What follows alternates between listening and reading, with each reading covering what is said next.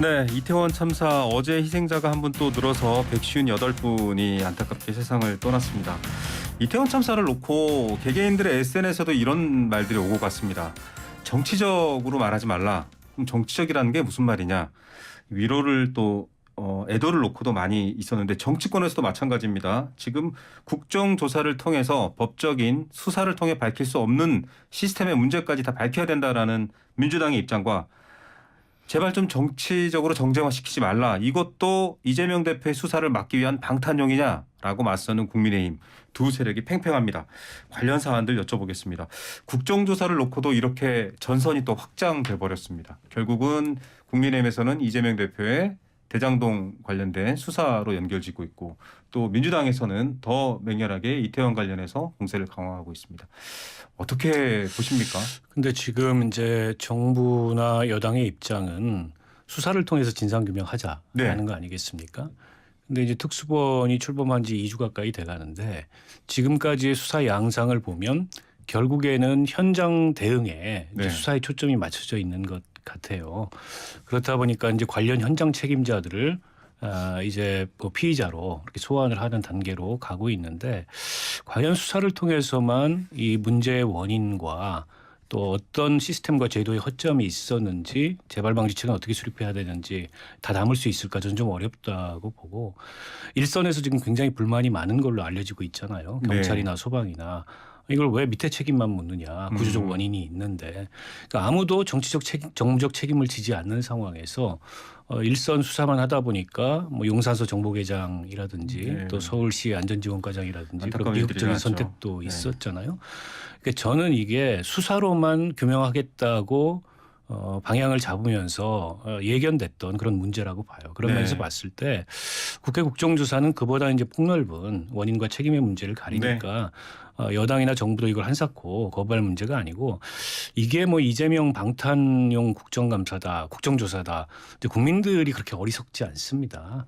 그리고 이 국정조사가 객관적으로 필요한데 설사 지금 이재명 대표 수사가 진행되고 있더라도 그건 그거고 이건 이거지 두 가지를 섞어가지고 국정조사를 거부할 명분 삼는 건 적절치 않을 것 같고 또 민주당이 지나치게 국정조사를 정쟁화한다라고 하면 그건 그것대로 역풍이 불 거예요. 그런 네. 면에서 이게 또 이제 지금 의석 구조로 봤을 때 야당이 국정조사 계획서를 채택하고 시작을 하면 네. 여당으로서 막을 수가 막을 방법이 없어요. 없죠. 기관 증인들이 안 나오고 정부가 비협조한다. 그건 그거대로 또 굉장한 여론의 네. 역풍을 맞을 거기 때문에 저는 여당이 국정조사를 받는 게 지금으로서는 오히려 문제를 제대로 해결하는 그런 여당의 방법이라고 목소리도 생각합니다. 좀 섞어서 할 수 있다. 이렇게 볼 수 있는 거죠. 이 박사님. 네. 받아야 하고 네. 결국은 받을 것이다. 네. 라고 저는 생각을 합니다. 그러니까 받아야 되는 이유는 일단 국민적 요구가 그렇죠. 국정조사를 원하고 있다고 봐요. 그러니까 조금 전에도 이제 말씀하셨는데 경찰이 경찰을 수사하는 것에 대해서 처음부터 국민들이 약간 의구심을 가졌던 거 아닙니까? 아니 결국 뭐 제 식구 이 수사하는데 이거 제대로 하겠느냐. 그렇다고 해서 뭐 검찰이 수사를 할 수 있는 상황도 아니고 자 그런데 실제로 수사 진행되는 것을 보니 다 아랫사람들만 네. 꼬리 자르기식 수사로 지금 전개가 되고 있으니 국민들은 더 불만이 고조될 수밖에 없는 상황인 거죠. 그래서 그런 국민적 의혹 내지는 국민의 불만을 해소하는 차원에서라도 공당으로서는 당연히 더군다나 여당으로서는 당연히 국정조사에 이제 응하는 게 맞고요. 그다음에 뭐 이게 결과적으로 이렇게 해서 열면 이제 방탄국회 그래서 더불어민주당 이재명 대표만 좋게 만드는 거 아닌가. 이제 그런 이제 지적도 좀 하는 것 같아요. 네. 여권 내에서는.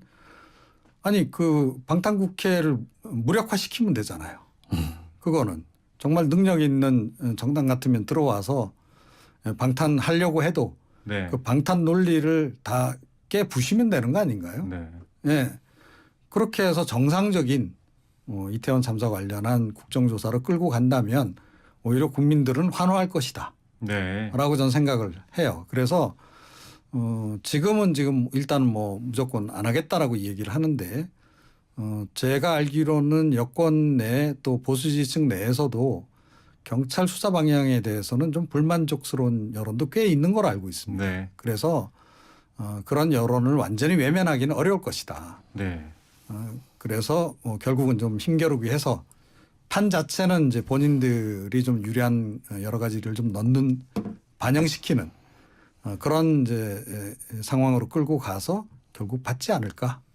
저는 그렇게 좀 보고 있습니다. 예, 자, 여당은 법적인 책임에 좀 제한을 두는 것 같지만 야당은 정치적 책임까지 좀 확대를 하고 있는데 결국 두 분의 말은 한 곳을 가리키고 있습니다. 국민들이 다 더 똑똑하게 쳐다보고 있기 때문에 국정조사를 향하는 게 옳다라는 얘기가 있고요.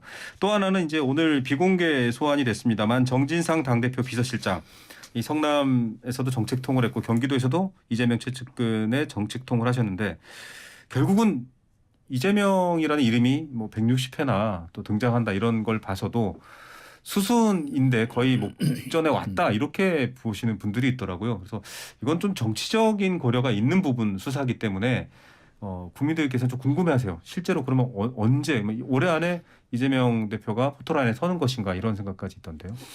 글쎄요, 뭐 검찰 수사의 지금 방향 속도, 방향은 저희가 가늠할 수 있는데 이제 속도를 네네. 가늠키는 좀 어렵다고 보고요. 그러나 그런 어떤 이재명 대표에 대한 직접 수사가 목전에 왔다는 것만은 분위기로 다 느낄 수 있잖아요. 네. 결국에는 왼팔 오른팔이라고 할 수 있는 최측근들이 뭐 구속 기소되고 또 소환되고 아마도 정진상 실장도 긴급 체포가 되든가 아니면 사전 구속영장을 발부하든가 네. 그런 이제 신병 조치가 이루어질 가능성이 높은데 이제 문제는 지금 받고 있는 혐의 이를테면 뭐 정치자금법 위반, 뇌물수수 이런 것들이 과연 이재명 대표로까지 연결되느냐. 지금 두 사람이 받고 있는 혐의에 대해서도 유동규 씨나 뭐 남욱 씨나 이런 사람들의 진술 증거 이외에 네. 물증이 그렇게 뚜렷하지 않다 이런 비판도 있어요. 예. 때문에 이게 막상 이제 공소유지가 가능할지 재판을 해봐야 된다 이런 지적도 있거든요.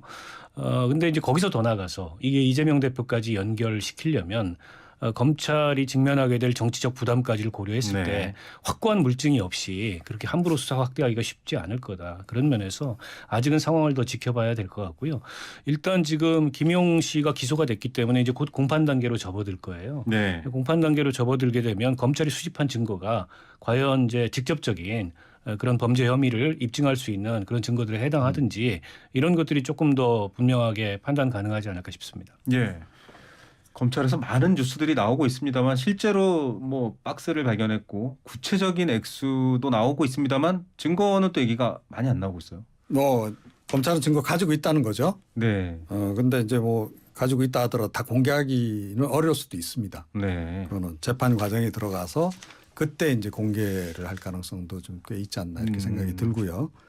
안 그러면 미리 이제 이게 언론을 통해서 이제 공개가 돼버리면 사실은 이제 향후에 있을 수사 정보가 사전에 유출되는 거나 다름없잖아요. 네네. 그러면 이제 그 수사를 피하려고 하는 사람들한테 그게 역으로 활용될 수도 있기 때문에 그래서 이제 이런 증거 부분을 좀 감추고 있는 부분도 분명히 있을 것이다라고 네. 생각을 하고 김용, 정진상 두 사람에 대한 뭐 기소, 김용은 뭐 이미 이루어졌고 김용 그 부원장 같은 경우에는 정진상 실장도 기소까지는 거의 확실한 것 같아요. 네.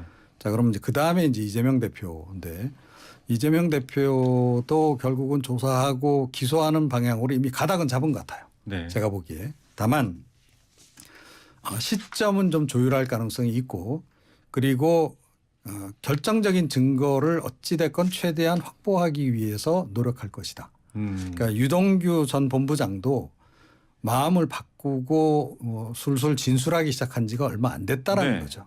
예. 그럼 정진상, 김용 이 두 사람은 어떨까? 더 오래 걸릴 거라고 봐야 되겠죠. 만약에 심경의 변화를 일으켜서 뭔가를 이야기하고자 한다면 그건 더 오래 걸릴 수도 있고 더 많은 증거를 필요로 할 수도 있는 겁니다. 보강 증거. 그래서 이재명 대표에 대한 뭐 소환이라든가 이런 것은 제가 보기에는 검찰로서도 뭐 약간 뭐 조금 전에 말씀하신 약간 그런 정치적인 부담감 네. 그거 말고라도 이유는 좀 더 있지 않나 싶어요. 그래서 그리고 사실 또 서두를 이유도 별로 없다. 그래서 충분한 증거 확보한 이후에 뭐 검찰이 본격적으로 움직일 것이기 때문에 좀 시간은 걸리지 않을까 이렇게 봅니다. 네. 오늘 두 분 말씀 여기까지 듣도록 하겠습니다. 감사합니다. 고맙습니다. 네. 박원석 전 의원, 이종훈 시사평론가였습니다.